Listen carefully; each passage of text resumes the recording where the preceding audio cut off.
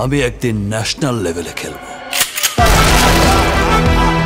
শাকিব খানের প্রতিটি অধ্যায় তাকে শুধুমাত্র একজন অভিনেতা নয়, বরং ঢালিউড কিংবদন্তি হিসেবে গড়ে তুলেছে। তুমি কোন শহরের মাইয়া গো, লাগে উড়াধুরা, তুমি কোন শহরের মাইয়া গো।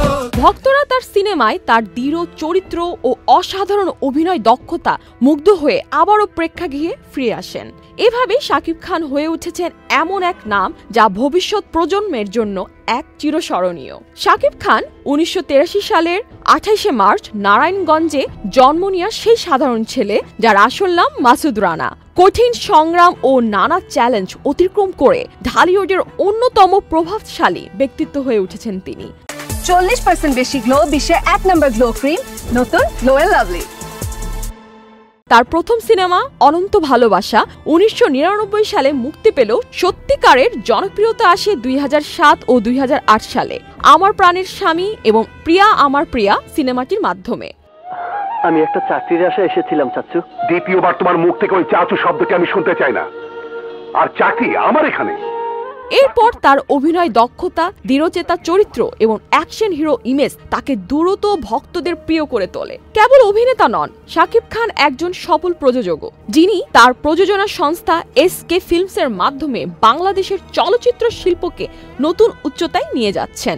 বাংলাদেশ ভারতের যৌথ প্রযোজনায় ছবি শিকারী তাকে আন্তর্জাতিক খ্যাতি এনে দেয়, যা দেশের সীমা ছাড়িয়ে শাকিবকে উপমহাদেশ জুড়ে পরিচিত করে তোলে। আমি টার্গেট মিস করি না।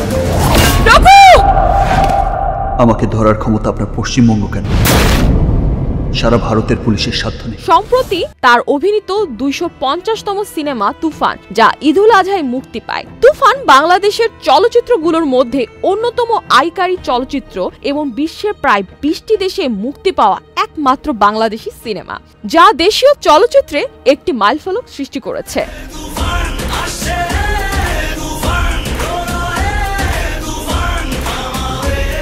আর এর রেশ কাটতে না কাটতে আজ মুক্তি পেতে যাচ্ছে দরদ, যার জন্য সাকিবিয়ানরা অধীর আগ্রহ নিয়ে বসেছিলেন, যা নিয়ে দর্শকরা অনেক আশাবাদী।